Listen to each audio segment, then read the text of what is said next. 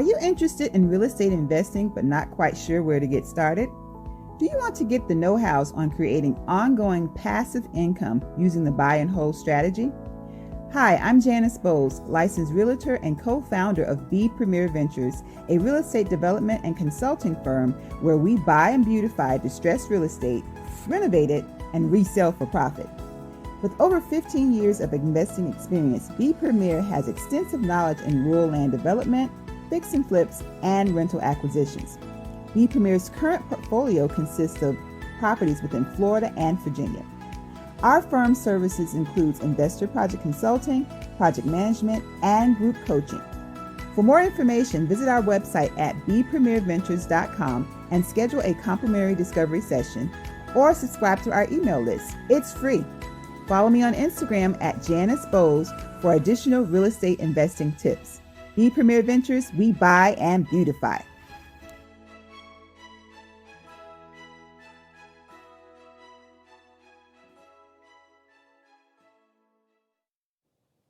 Hey everybody, welcome to today's episode of Let's Do It Talk Show.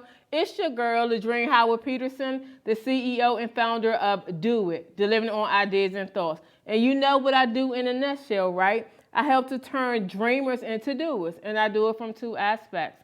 I do it from the aspect of career development, resume writing, interview preparation. You have an issue on your job, looking to change job, promotion package, all the likes. I am your girl.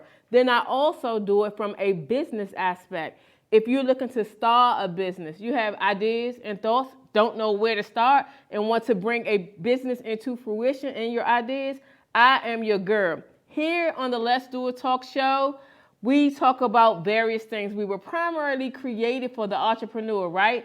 But we talk about faith, finances, the future, and we talk about families and relationships.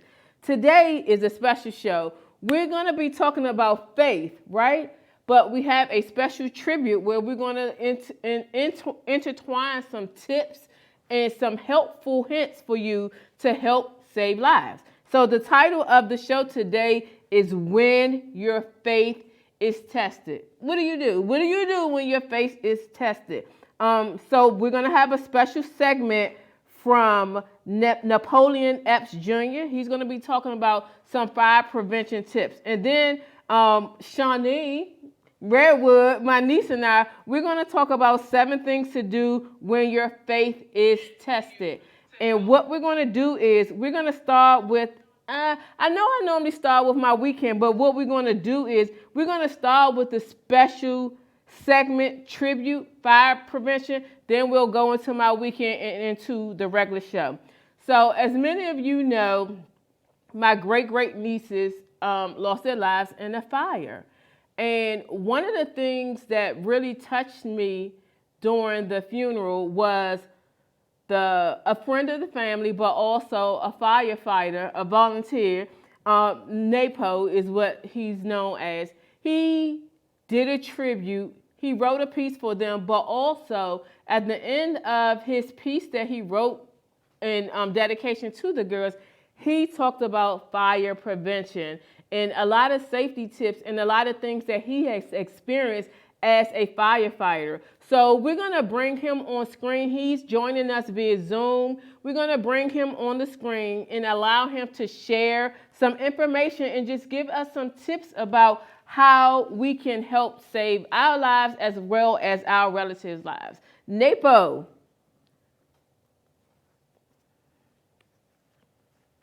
Is Napo connected? All right, so while we're waiting for Napo to get connected, Shawnee, anything that you want to say like in advance? We're gonna talk about faith, but I really don't want this show to be, to go into details about the girls because it's still too soon, right? It's still too soon. But as we're waiting for Napo to join in, Napo, just chime in once you're on. As we're waiting for him to join in, anything that you want to share in terms of overview? We don't want to go into a deep like safety. We'll talk about faith as we go into it. And I know like your shirt, we had a discussion where you was talking about your shirt. It just so happened to be talking about faith, and that was the topic of our discussion. Well, Introduce yourself first. Oh, hello out there. My name is Shawnee Redwood. I am the Dreams Peterson niece. So I am also the great aunt of the 3 babies that were lost in the fire. Um, this has been a tough road, but what I want to say right now is a overview. It is important that families, while we're waiting on NAPO, but families learn even in your own homes of routine of how to get out in case of a fire in your own homes, like um, plan a routine, draw it out, map it out in your own homes, practice in your own homes.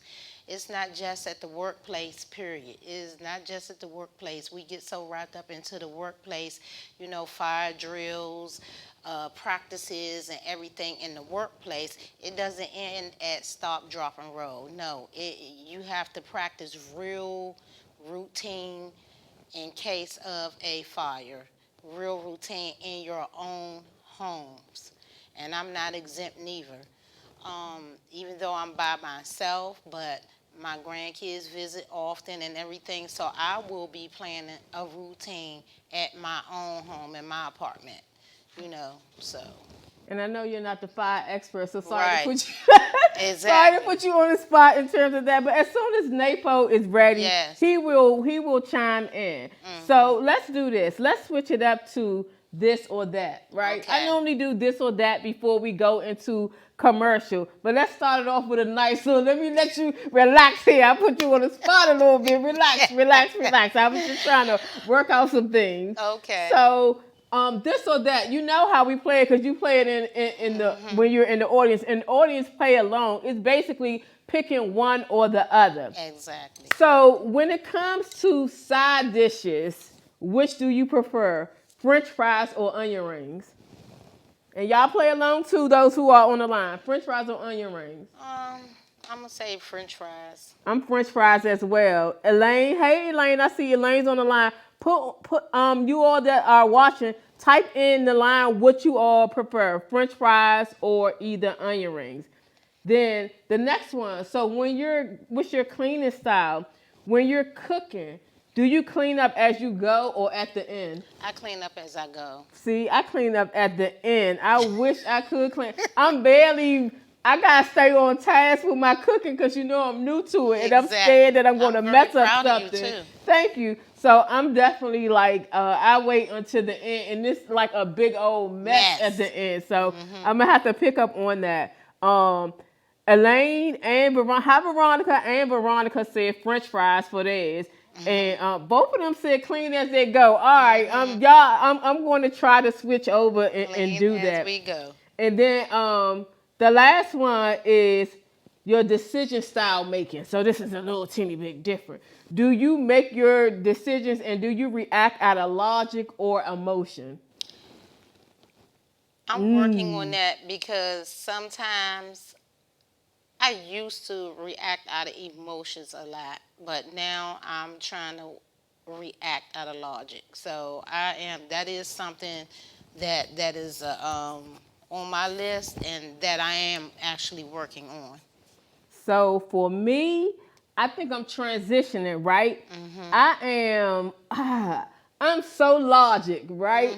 And now that I am getting older, it's driving me crazy. And this is still for decision making for some various things. But I have to say,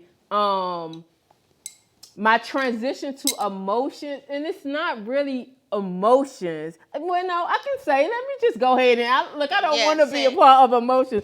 I'll say it does. Emotions are starting to kick in. Logic really over the past couple years have like transitioned out the window when it comes to personal life and me, because I know that's not how God works. God doesn't work from a logical standpoint. Exactly. But I'm telling you, and I'm being honest with it, that whole logic thing for me, that was a very trying piece for me because everything was 1 + 1 = 2. And if it ain't like that, then no, it's not going. So with faith, faith, and all of those things, Exactly. faith doesn't come from logic, right? So I'm definitely transitioning out of that. And I don't know why it's so hard for me to admit to the emotion, like it's a bad word or whatever. So I mean, I gotta put my big girl pants on with that one and just like really be able to accept what it is. So yeah, so that one directly ties into it. And so everybody on the line is kind of like agreeing to all of the comments that you said as you go. French fries was for both of us. So Devetta says she's transitioning too.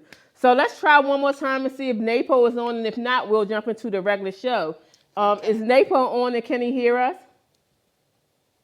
Okay, and I text him, he can't hear us. So we're gonna go ahead and jump into the show and let me do what I do, right? So I share about my weekend. So my week, Napo, can you hear us? I can't hear you. All right, so let's go ahead and not delay it and go and talk it to about my weekend. We'll do a commercial and then we'll have Napo on because I really want him to go first and hit it dead on so that we can go into the conversation. So let's roll the video about my weekend. My weekend, right? So you all know that I was honored and very humbled to be selected for the Winnie Birch Faithpreneur Award. And it was more so because of the reasoning and the justification, the criteria for the award. There, I got to hug the necks.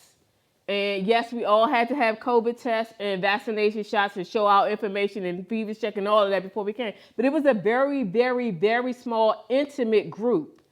And with the group, I was able to see people that I pray with every Saturday. Wow. So every Saturday, and the last time that I saw them was 2019. So the new people who have joined onto the call, I've never seen them before. Throughout the situation with my mom, my sister, and even the flower donations for these people, they are the ones who donated. So they are my prayer warriors. We all stick together. We went through some things, but when I tell you, this award means and meant so much to me because, as I have said in my interviews, I have gotten awards for a number of things. From school, business, from traveling around the world, for all of the various things, college degrees, all of these things, I have had the opportunity to be up on the stage and be recognized. But this one was for my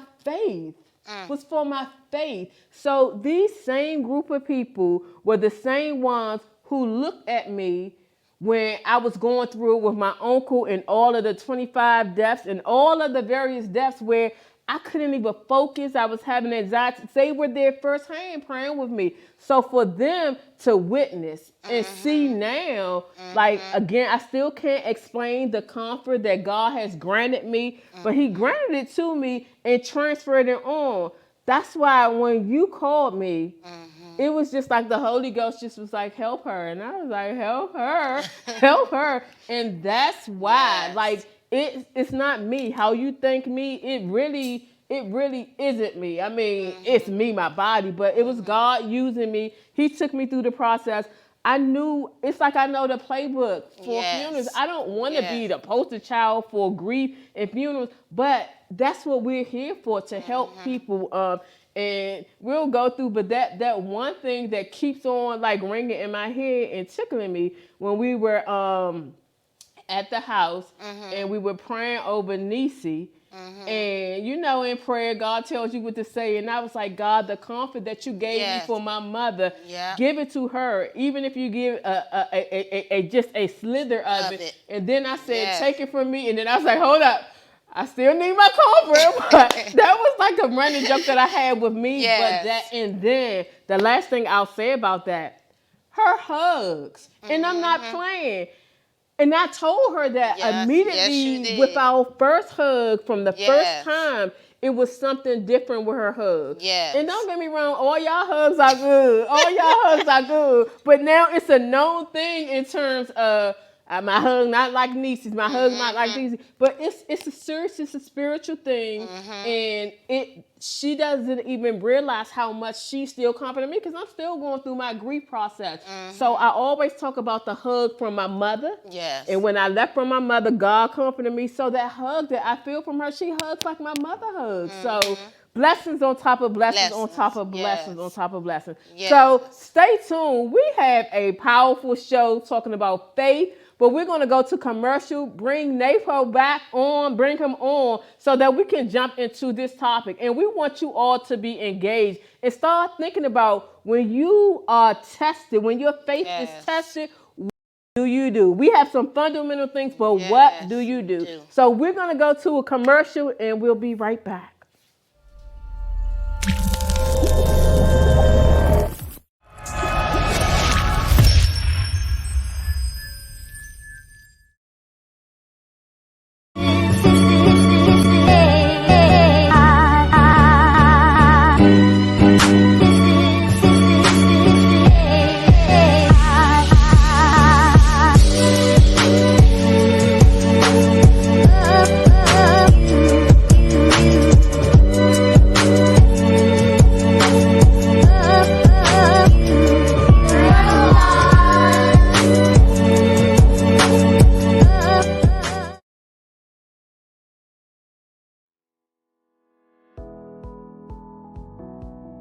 Are you interested in real estate investing but not quite sure where to get started? Do you want to get the know-hows on creating ongoing passive income using the buy and hold strategy? Hi, I'm Janice Bowles, licensed realtor and co-founder of B Premier Ventures, a real estate development and consulting firm where we buy and beautify distressed real estate, renovate it, and resell for profit. With over 15 years of investing experience, B Premier has extensive knowledge in rural land development, fix and flips, and rental acquisitions. B Premier's current portfolio consists of properties within Florida and Virginia. Our firm's services includes investor project consulting, project management, and group coaching. For more information, visit our website at bpremierventures.com and schedule a complimentary discovery session or subscribe to our email list. It's free. Follow me on Instagram at Janice Bowles for additional real estate investing tips. B Premier Ventures, we buy and beautify.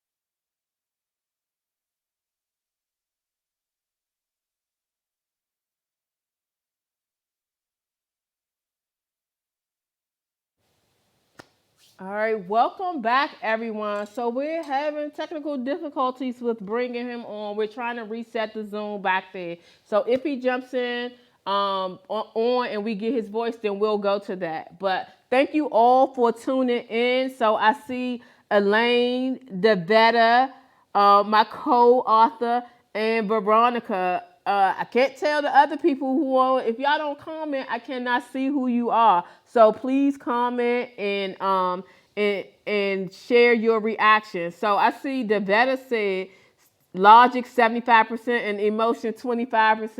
Okay, I can feel you with that.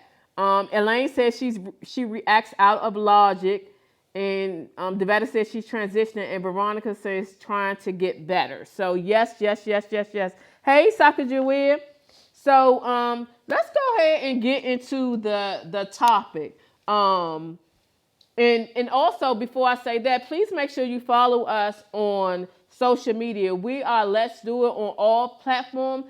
So we have some shows that are lining up. We were hoping that the world was going to open back up so that we can do those in studio, but I don't know. We can't control that. So, but we have some shows that are lined up that are very, very, very interesting topics. So I'm looking forward to the fall opening up so that we can have some new shows. So, Shawnee, let's talk about the topic. So, just in general, when you talk about faith, right?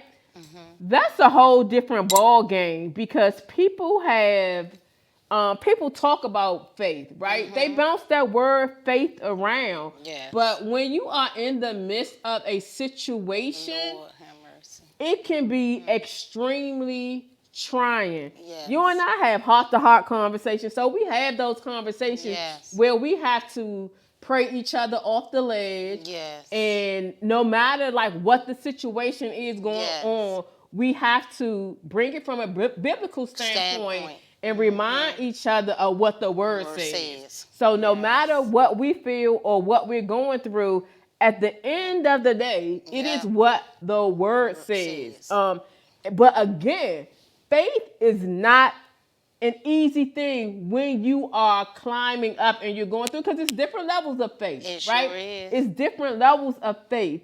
And the bigger, like as you climb and as you succeed, like one step, and you feel like that's the biggest trial that you will ever have, another one comes. That's Right more on steep top of than each that. other. But the thing is your receipts, right?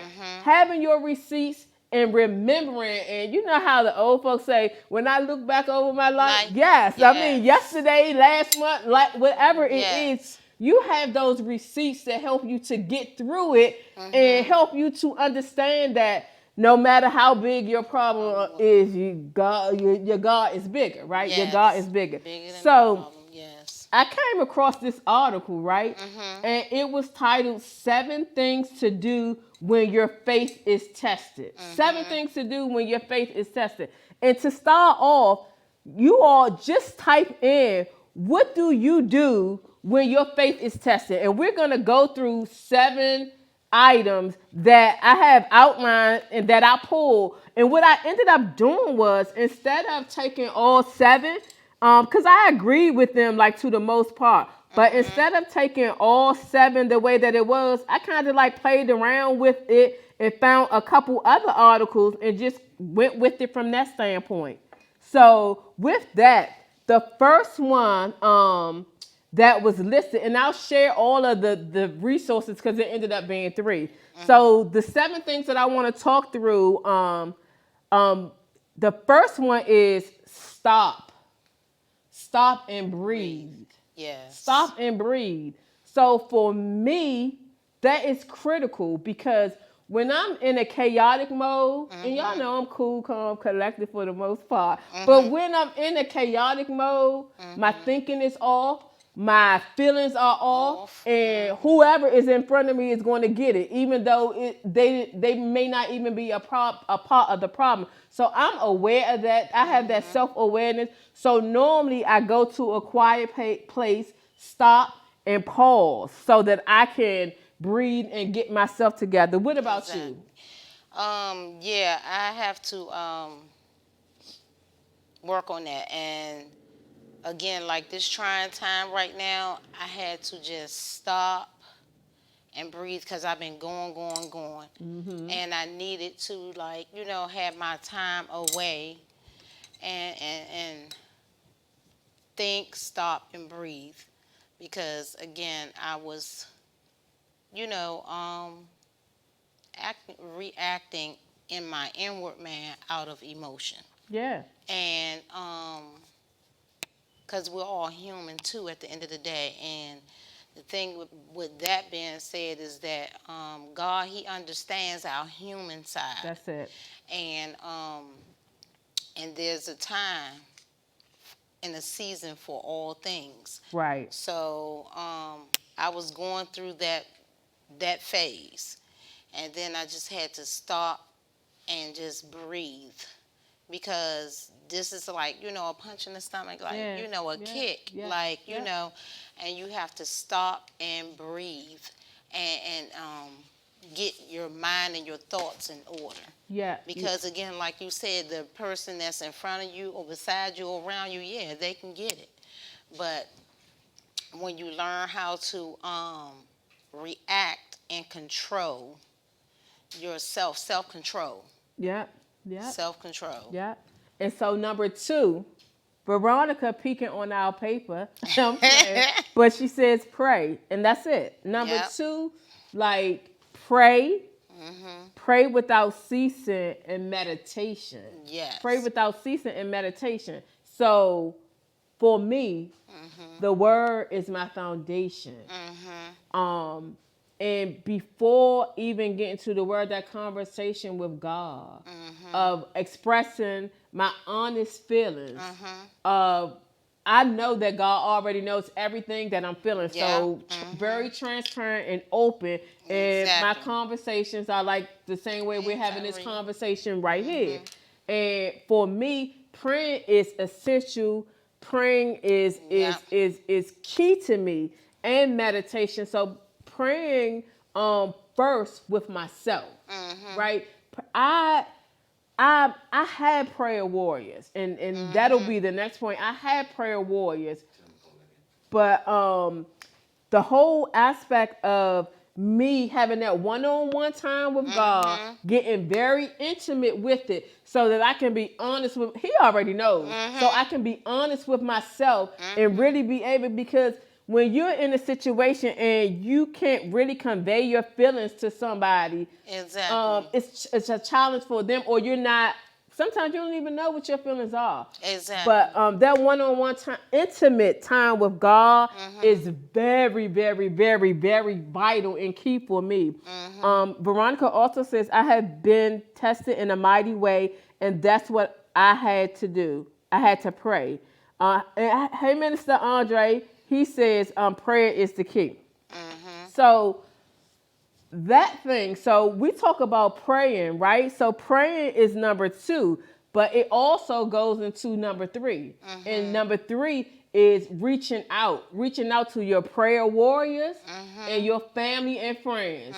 And me, very selective about who Yes, I you have ask to be. or allow to pray over you. me. That's the word.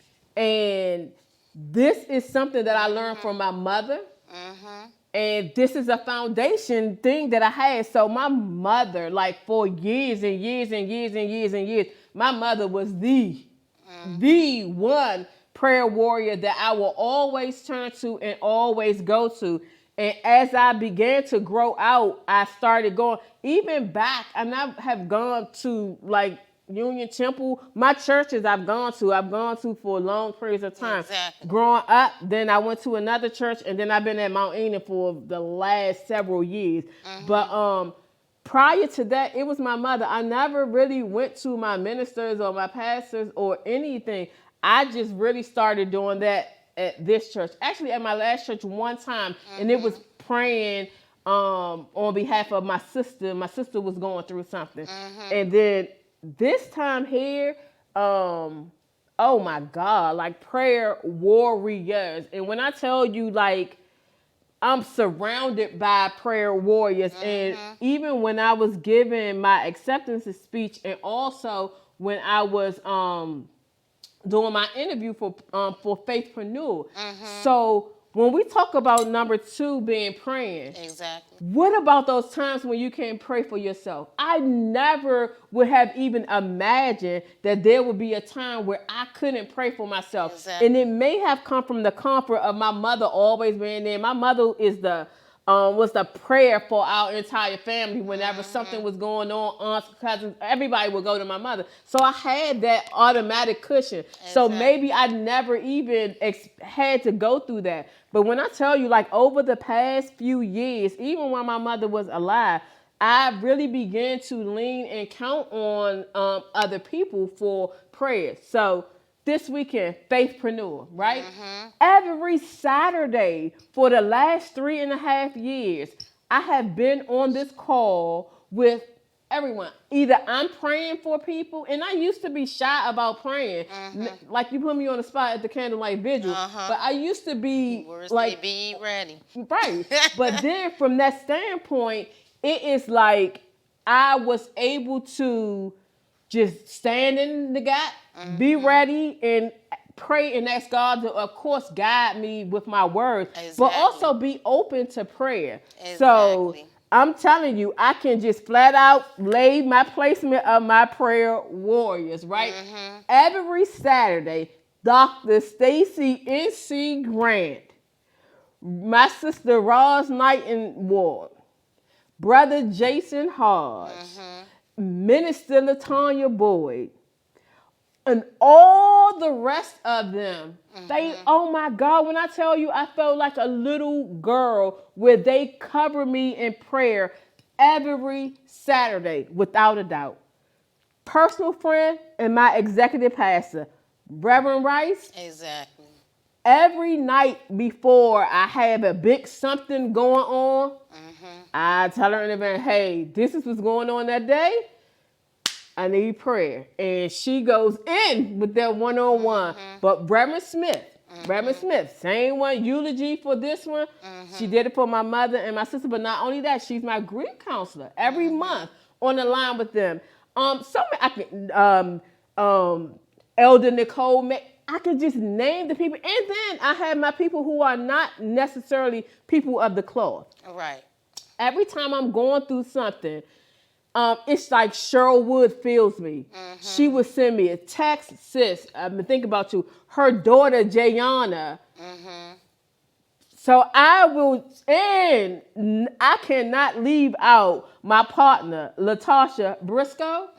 My God. So when I tell you, from Faithpreneur, my Mount Enon, just blessings, and my personal friends, and of course you, I am surrounded by grace. Like God, like His put these people that I trust, that I love, and I care for in my life. So corporate prayer and also standing in the gap for people is a whole serious thing. How about you?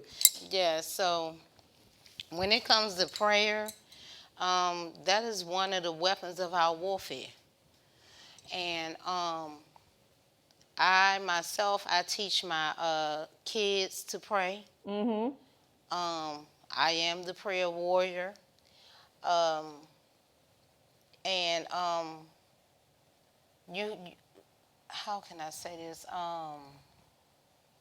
Again, like you were just saying, you specific about who prays over you. Yeah. Because that's a whole different realm. And then too, for people that are not as advanced or whatever, it's no fancy way to pray. It's just about having that relationship with God, your creator, who you accepted to be Lord over your life, and you keep it real. That's it. Because like how I'm talking to you, I talk to God. That's it. And I remind him of his word. You know, you got to he said, bring those things back into remembrance to me. Yep. And God, he's the author and the finisher of my faith in my life. Even though, you know, you get in your emotions, you get upset, you get mad, and he looks at you and like, there go my child right there. Okay, I'm going to wait for her to come to me. Right. You know, and again, having prayer warriors, on your side. Like I had through this situation, people just came out from everywhere, and it's been good praying people. And also I had like Sister Nicole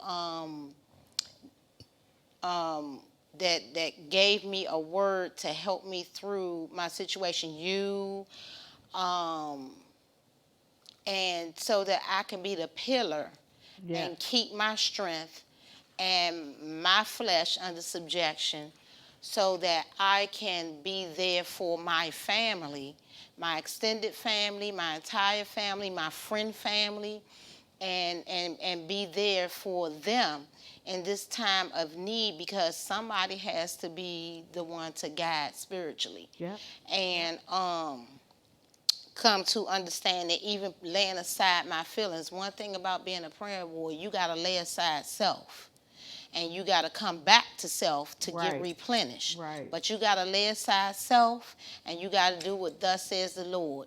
And you got to look at the people and show them that God is who he say he is. That's it. You know, God is who he say he is. And the love, just the love. And while you're praying, and one thing I learned about prayer, you got to be a soldier. If you're a prayer warrior, you got to be a real soldier. You got to go to the throne of grace, and you got to be able to face and face Satan for who he is. You got to face him. You got to let him know, hey, you real too. You was created in heaven, one of the most beautifulest angels, but you wrong. You know. So with that comes with some challenges, and you got to be ready. And you know, and again, that, you know, it's a spiritual thing. The weapons of our warfare are not carnal, but they're spiritually discerned. So the prayer, like you said, and you cannot be so quick to have anybody just pray for you, especially when you have a calling on your life. You got to watch for who's praying over you. You got to know the spirit by the spirit. And I'm glad that you said that, because here's something that I found, you know, through life, I experienced through life.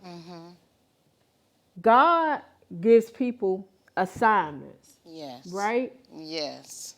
God speaks to you and through the Holy Ghost. Yes.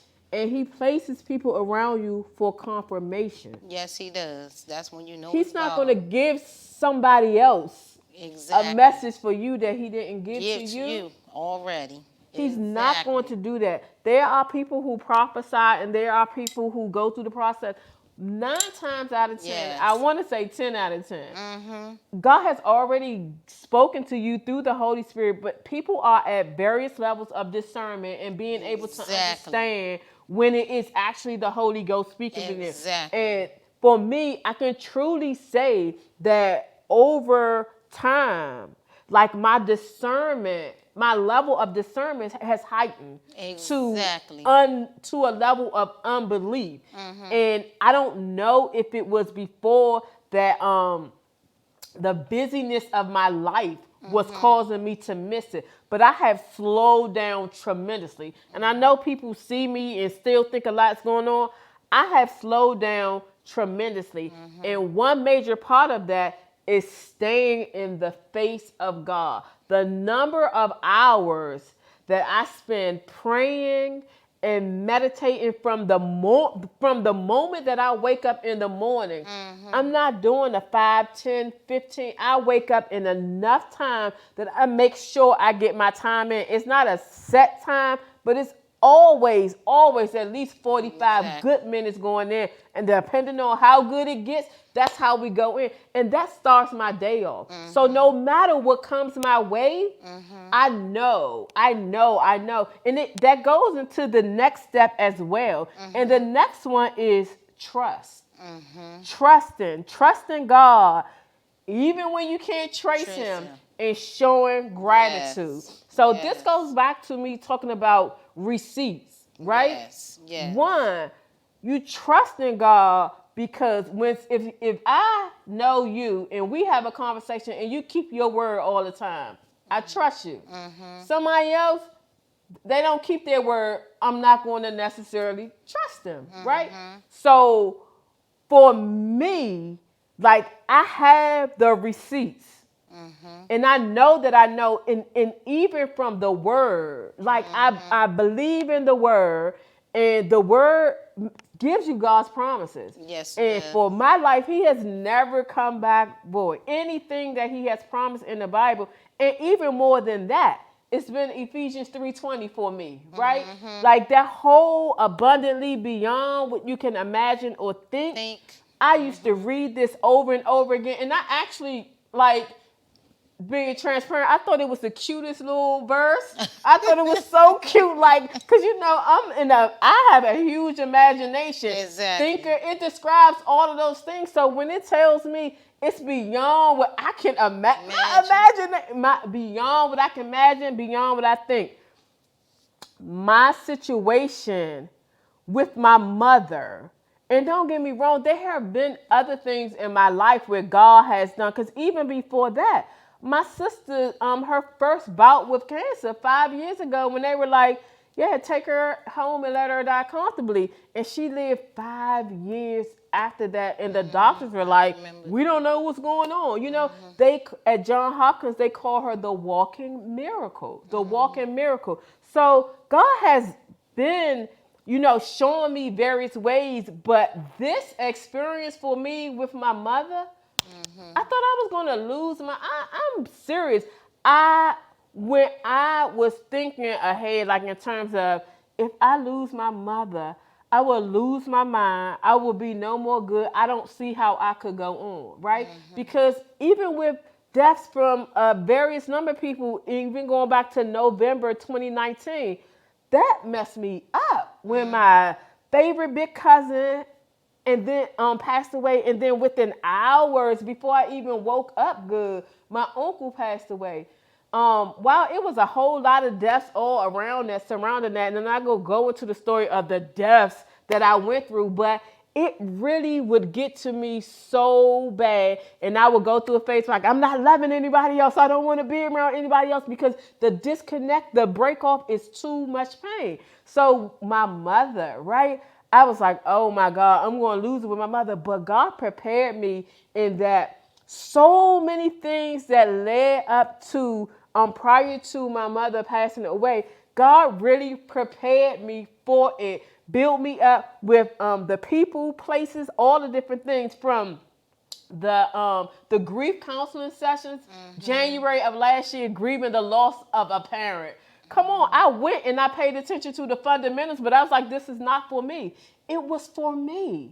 It was for me. The prior year to that, we had early morning prayer leading for the Lenten season for 40 days.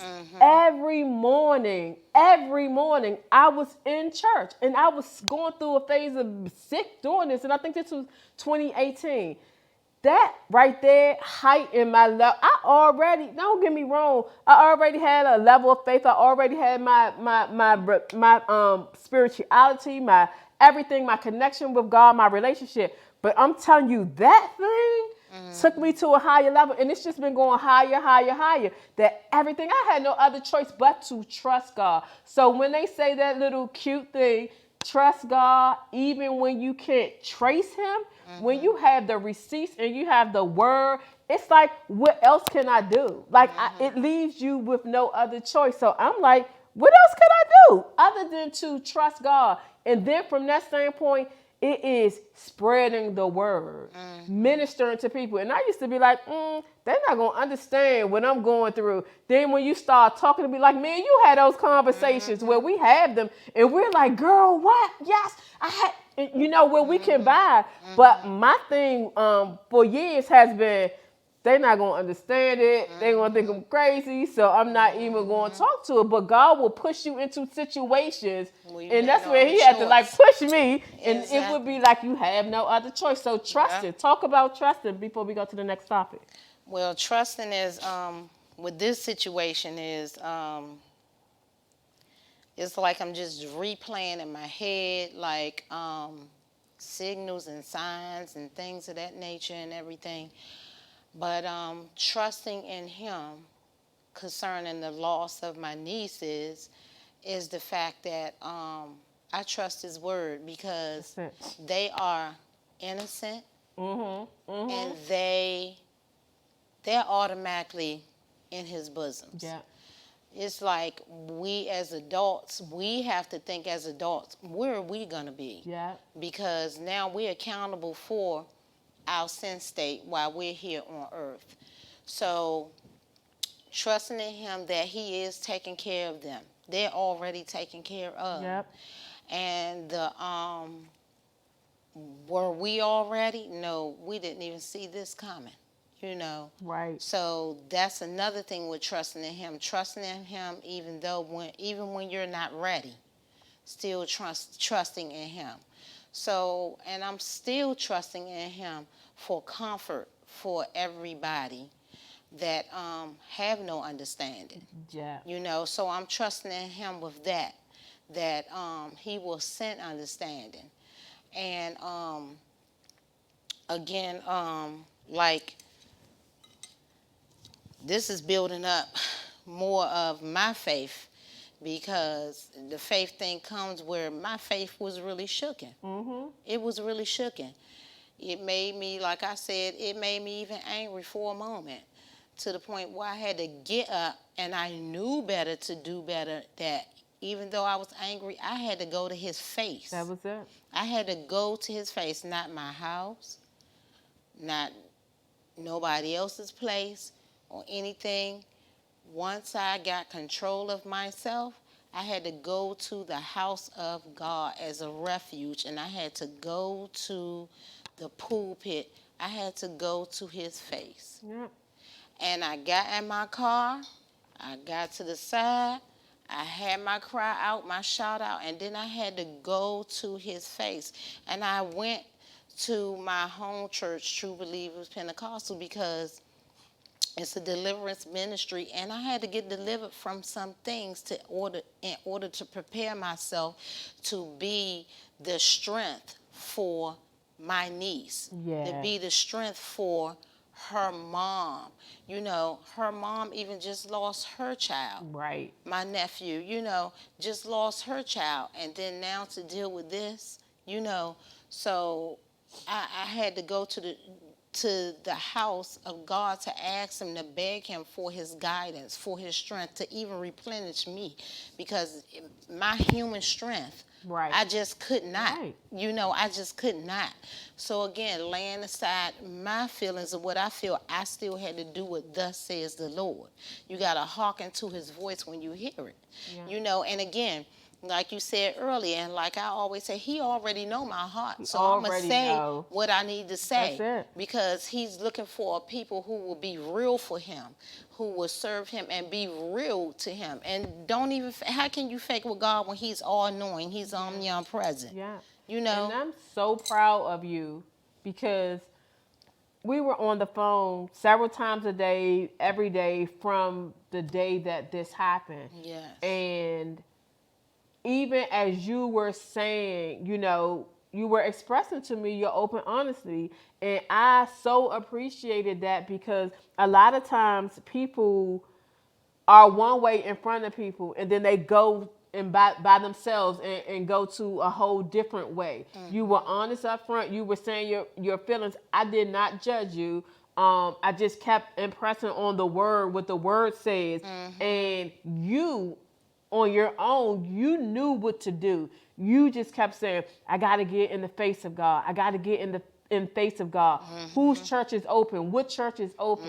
And just me witnessing that, I'm so proud of you, because you knew what to do, right? Even in the midst of your anger, even in the midst of you questioning God, you knew. And that goes back to building your faith muscle, right? On our faithpreneur call, Dr. Stacy always say, being in the faith gym and building your faith muscle, right? So when you come to a situation and the circumstances, you know that you can trust God because the word says so.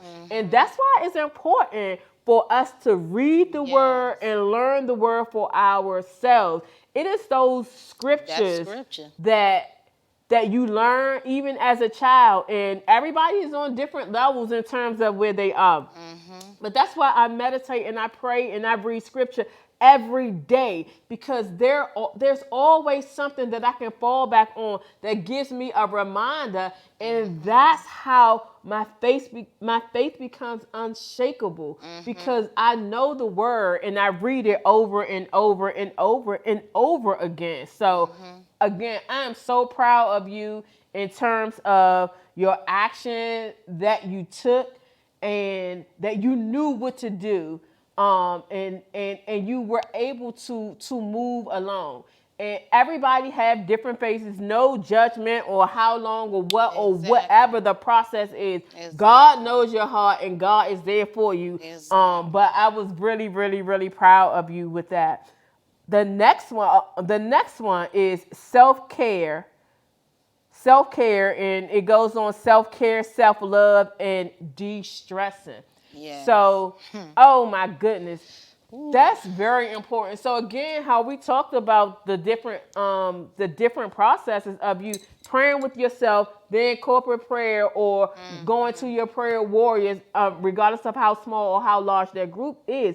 Even as you go through that process, it helps you and gives you reminders of trusting God and you reading the word. So all of these things are the ingredients to help you to get through. But then it's a lot. You know what I mean? It's a lot to take on when you're going through trials of variations of things. And whether it be from the loss of a loved one, grieving any other type of way, or just wrongfully accused, whatever the situation may be, when you're going through something and your faith is being tested, it's a lot on you. So you have to find ways to protect your heart and protect yourself. So these are very fundamental things of what you do for like relaxation. I'm definitely staying in the word while I'm going through these various things. So I love to de-stress by taking a warm bath and listening to either my gospel music, my mighty playlist. I got a playlist with Yolanda Adams that I have been listening to for years. When I tell you that playlist, it got me through so many things, and it's still valid for the day. And then more recently, with our book project, We All Grieve Differently, we established 2 playlists. Some pull from the songs that the women use, and some Latasha and I pull. Those playlists get me through. So music and some of the songs that reminds me of my mom that I listened to on the way going to her house on the day of her passing. But so many different things that really fill me up and help me to get through. So for me, it's the warm baths, the journaling, and just listening to gospel music. And I can't sing, I don't have that voice, but I will blast my music in the house and have me a Holy Ghost party all by myself. So what are some of the things that you do for self-care and to de-stress? Well, I know for self-care, I will go for a walk. Definitely listening to gospel music, because it heals. It helps with it's like a tool to me. Like, it helps with the healing process of anything that you may be going through, or something like that. And again, warm baths, lit candles, and just creating the atmosphere. Just creating the atmosphere, and to de-stress. And I love that, creating the atmosphere. Yeah, you got to create the atmosphere. You got to create, the atmosphere got to be set so that you can sit down and have that intimate time, that love time with God, so that you can hear what the Spirit is saying to your church. And that's for anything in life. Your church, right? In life, period. And because, God knows. And then especially if you are especially in restoration, like I said, you're praying for others. That takes a lot out of a person Oh my when you're praying for God. others, and then you need your restoration. You need your strength, because then you have to build yourself back up into the Lord and get yourself strength and your energy. But that's what I've been working like today. Before even coming to the show all morning, I just been meditating on, the situation that's been going on. And because this is going to take some supernatural strength, Yeah. healing, and everything, and so I just been talking to God. And I even went to noonday prayer today. So I had again, go to the house of the Lord. I had to get there, and I got there but I got there right on time. And then I had my personal time with my pastor, with my apostle. So um, it was a blessing. It really was a blessing, because not only am I hurting for myself, Right. I'm really hurting for my niece, because her being a mother, I'm hurting for the mother that's in her. Yeah. And I'm really praying for her strength. And it says, where there's two or more gathered, God's in the midst. Right. So I am looking for that, and I'm standing on her behalf and in the gap, because of and of course the fathers too. Yeah. But it's a thing when we carry these babies. Yeah. Yeah. We're the incubator that gets them here. Right. So for her understanding, I'm praying for her understanding, and I'm just praying for being a mother. Again, I don't know what it is like to lose a child. I have not lost one. Yeah. And but to know that, to understand death is a totally different thing until it hits home. And when it hits home, and then how it hits sometimes is the understanding. I think that's what I'm dealing with, of how it hits, or what I'm dealing with. We physically look at a tragic situation, and the thing that's keeping my mind right now, thank you, Jesus, is the fact that I have the joy of knowing that this thing is temporal. Right. And we will miss it. We will miss the temporal thing. But the thing of it is that we can hold on to memories, and we can hold on to, technology, Right. pictures, and Right. things of that sort, and everything. And it's never going to replace what you really want to feel, But I look at the spiritual aspect that, that they got their wings early. Yeah. And I'm glad of the joy of knowing that they were children and they were blessed more than, again, us being adults. Because this situation, out of everyone's pain, I'm praying for purposes. Yeah. Out of everyone's pain, I'm praying for purposes. And earlier today, I was on Facebook, and I wrote something up there, and I was like, don't let their names or their existence, or anything like that, that anybody that was connected to those girls, they were so beautiful, be in vain. I'm praying that everybody find their purpose as well as their understanding. What was the light of their situation that God had them here for the period of time He had them here? And I have the earrings that I saw, and the representation of them, love. Yeah. Like a lot of love, because that's what they gave you when they were around you, like a lot of love.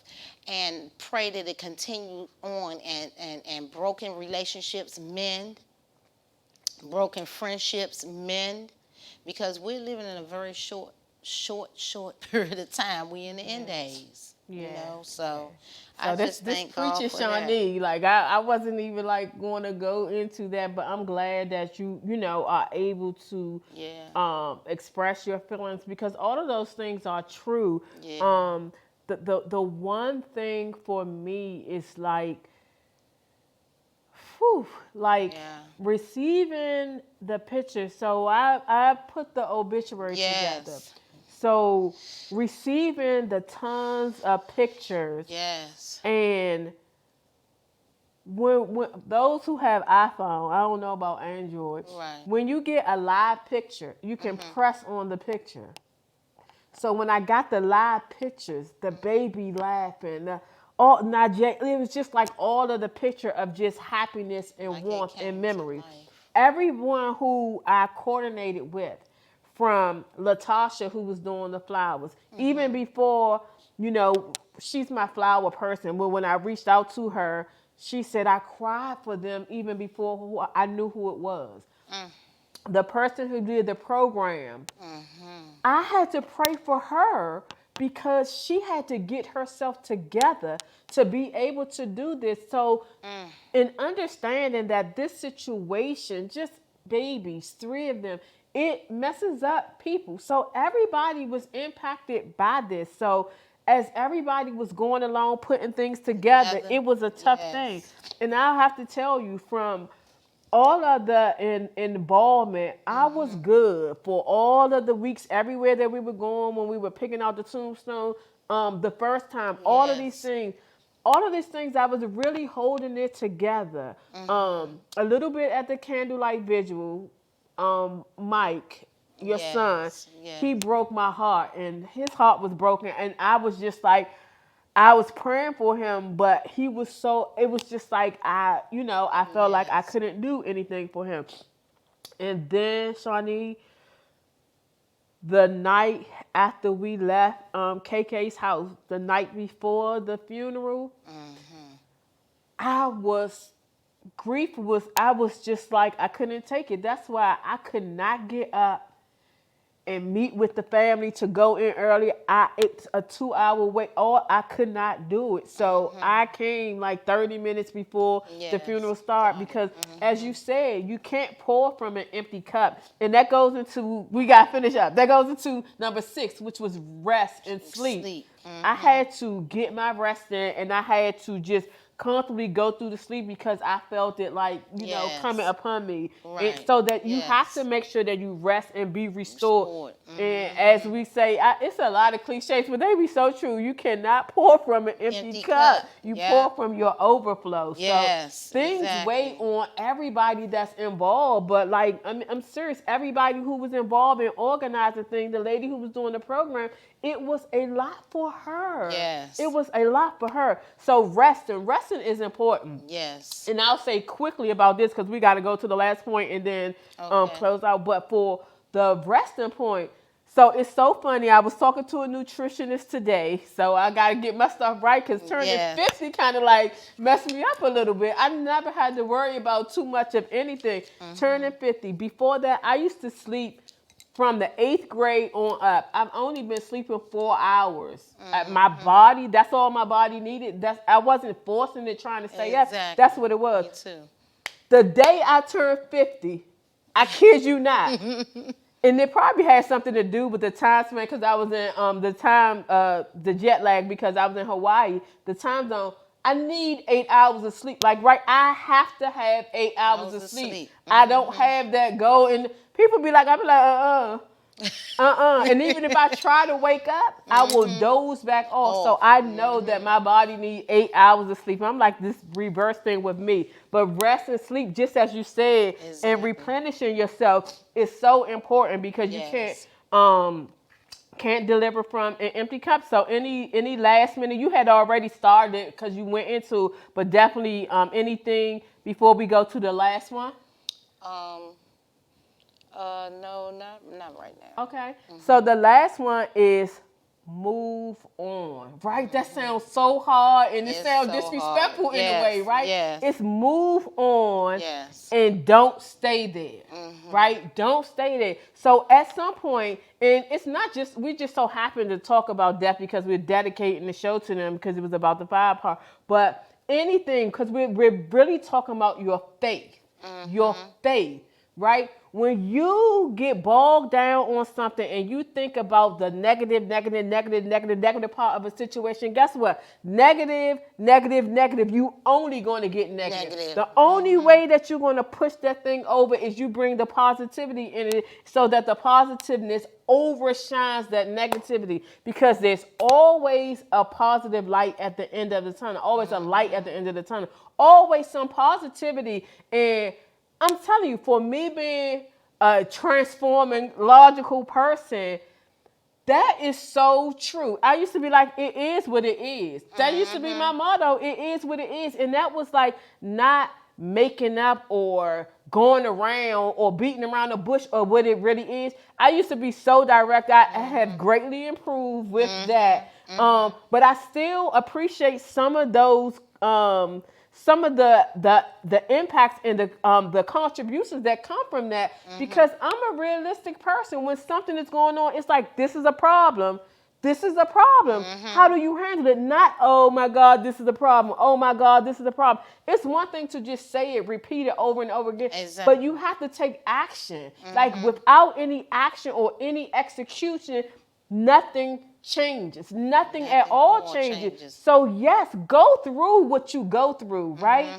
But don't give it any more than what it really deserves, because the more that you go through and you take your time, there's no time frame, right? There's no time frame. But the longer that you stay in it, in terms of like the mode of feeling sorry or something like that, the longer you will be in it. So move on is hard. And even when it's said, whether it's a breakup of a relationship or whatever it is, a job that you lost, somebody did you wrong, like move on. That sounds kind of like mean and disrespectful, but it is the truth. Like basically a more softer way is say, don't stay stuck. Don't stay stuck. So what say you about that? It's a process. Moving on from a situation like this is a process, and again, like it's an individual thing. You can't stay stuck because again, being on this earth is real. That's right. And you have to have your strength for other folks or other people that depend on you. So moving on from any type of situation, you go through it, you pray about it, and you continue to pray about it. And again, it's an individual thing. There's no time limit on it to dwell on the situation, but moving on is just finding out, like I said, you have your talk with God. And that's the only one that can really help you move on. That's it. For real, that's the only one in a nutshell that could really help you move on. And in moving on, he will send people your way. People be used and don't even know they be used. So he has a way of making your enemies your footstool.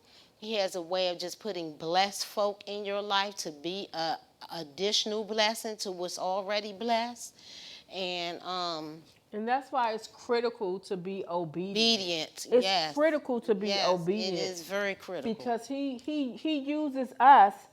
He uses everybody. So he uses us for other people, and he uses other people for us. And rather it be... It's all reciprocated. It's all reciprocated. Rather it appears to be something negative or something positive, because sometimes when something negative happens, it's a lighter negative situation for a lesson that you're supposed to learn, for something that will happen that will have a greater impact. But everything is built upon one another, on another. Every lesson that you learn, every situation that you go through, no matter how great or no matter how sorrowful, it is. Big, good, bad, ugly, big, small, all of these things, we know that all things Work work for the for the good. good of Mm-hmm. the yes of those who love the Lord who are called. Yes, Oh, yes, yes, yes. yes. All of this. So we know that every assignment that we have Mm-hmm. that God gives us, every assignment ain't our assignment. It sure ain't. Right. So discernment is what helps us. So yes, yes, yes. So just going down and recapping as we close out, because I don't think we ever got NAPO sound to work. Did we? He's on. Um, so Is he on? while we're doing that, let me just close out Can I? the pieces that we had. Um, Can I So number one was stop and breathe. Number two, pray without ceasing and meditate. Number three, reach out to your prayer warriors, your family and friends. Four, trust God and show gratitude. Five, self-care, take care of yourself, self-love, de-stress. Number six, rest and sleep. And number seven, move on. Don't stay stuck. Don't stay stuck. Mm-hmm. So I don't know, and I'm talking to the producers in the back. Is NAPO on, or do we go ahead and close out? He's there. NAPO, can you hear me? Yeah, I can hear you guys. Okay. Okay, so can you? I can't see you, but I didn't see you pop up on the screen or anything. So my apologies for that. But Nah, it's okay. I can't see y'all either. okay, so I just wanted you to share about the tips that you had from you working at the fire department. And one of the things, as I mentioned, and please do introduce yourself, but I'm just going to say this so you can just talk through and give your overview. But Oh, based on like meeting you at the funeral and hearing you share your information, of course you paid tribute to the girls, but also you did a public service announcement and you talked about the things that you have witnessed of seeing people in related to fires and smoke detectors and all of those various things. So I just wanted you to come on to quickly share about the tips that you have for people that can really save lives. okay. So like you said, my name is Napoleon Epps. I started volunteering as a firefighter in Prince George's County at Oxon Hill when I was about 15 years, 15 years old, back in 2013. And that's when I started. My dad and my family, my little brother, older brother, I have a cousin and an uncle that are firefighters as well. And yeah, my biggest thing for speaking up in at the funeral was because I seen so many children in the funeral, and I go to a lot of these citizens' homes, for calls, and even at my regular job, I go to citizens' home and I see that they got smoke detectors that's been there since the home was built, or and some people got smoke detectors that they think because it's hardwired, it's still functioning properly, and it's not. The biggest thing that I'm gonna talk about now, since you guys don't have that much time, is just the smoke detectors, because that's the biggest thing that could save your life. Mm-hmm. It costs probably about $30 per smoke detector. If you had, let's say, if you have 5 rooms, you got 3 rooms up on your second floor and maybe a room downstairs in the basement. All you need is 3 smoke detectors. You don't need a smoke detector for each room. You just need one downstairs in the basement, one upstairs by your kitchen area, and then one in the middle of the room so everybody can hear it. And then the second biggest thing is sleeping with your door closed. A lot of people I know may be claustrophobic.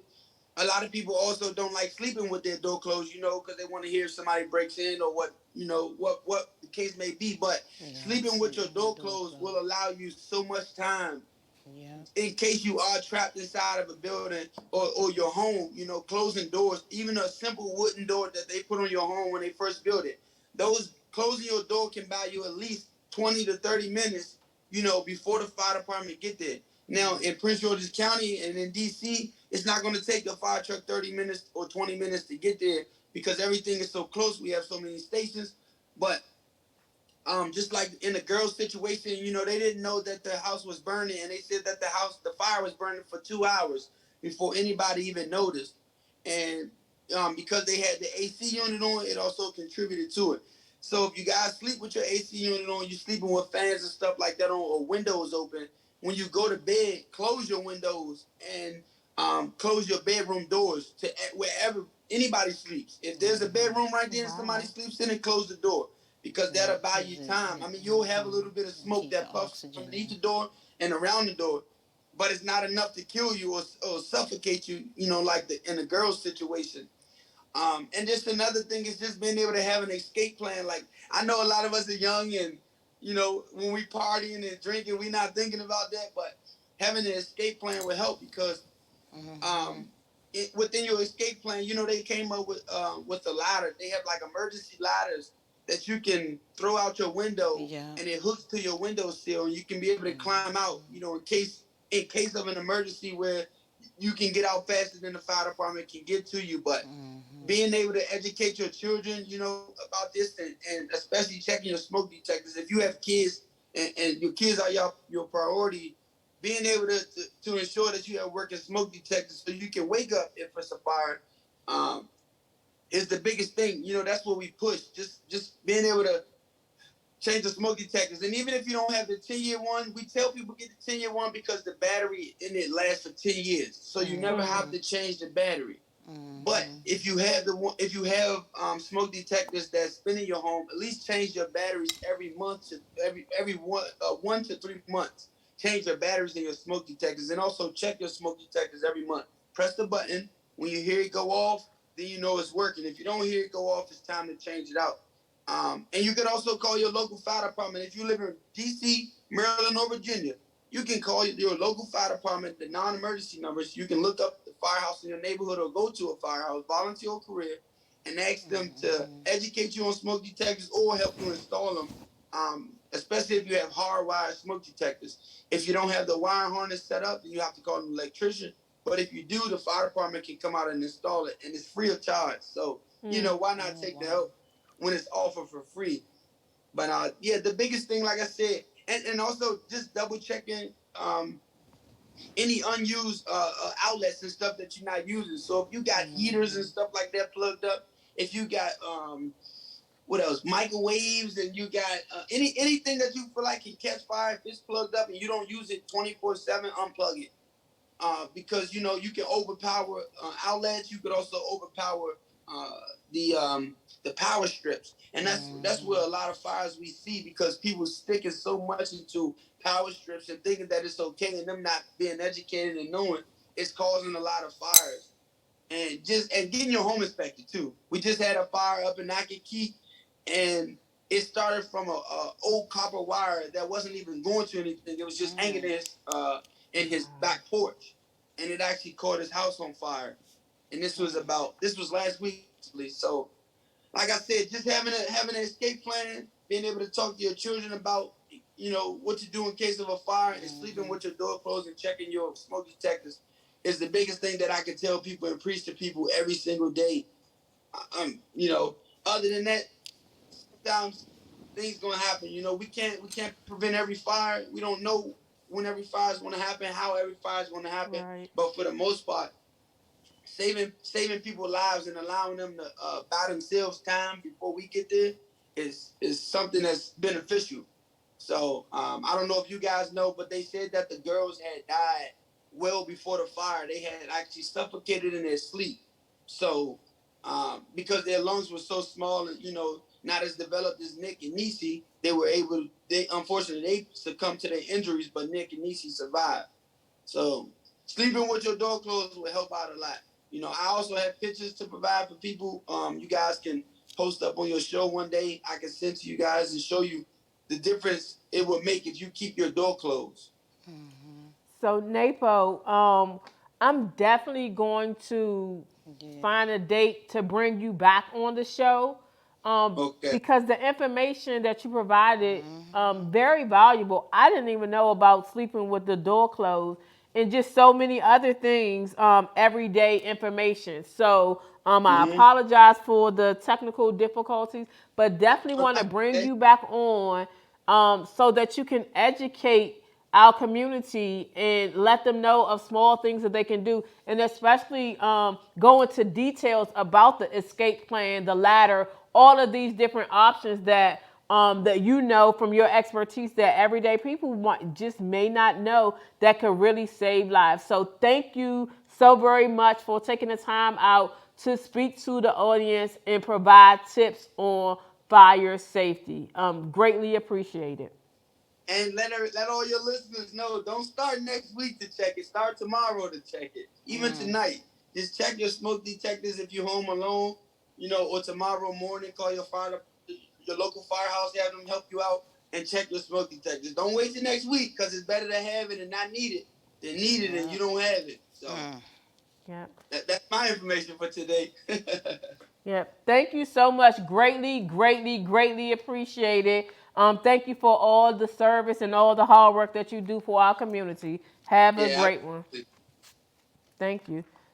So, yes, so wrapping up the show, really appreciate Napo. We're definitely going to bring him back on the show so that he can walk you through all the various things and help you to create an escape plan and provide you with the additional, going in depth with the tips that he has already brought. So again, thank you so much, Shawnee, for being on the show. Appreciate having you on. You normally come for the women versus men, so coming for a serious topic. But thank you all for listening and tuning in. Remember, follow us on social media and on all platforms. Let's Do It Talk Show. Nisi, want me to just say this to the Oh, go ahead. You can say it.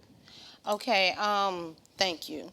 I have a message from Janice Creek, is the mother of the 3 girls that got caught in the fire, which is my niece. She says that she just really would like to thank everyone for in any type of way that they have played a part in this moment of our lives. Thank you for the gifts, the cards, the messages, phone calls, words of encouragement, donations, and just anything that they really appreciate everything that everyone has poured out and done for them and their family. Amen. So we dedicate this show to the girls. Really, the fire piece was about that whole dedication piece. So definitely in loving memory of Najee, Yes. in loving memory of Jayla, Yes. and in loving memory of Nahari. May their souls rest in peace. So good night. Thank you all, and I'll see you all next week. Next week's show, upcoming show, we're going to be talking about shame. So we're digging into some serious topics. So everyone, have a great one. And again, thank you for coming on. Napo, thank you. Bye. See you all next week. Yes.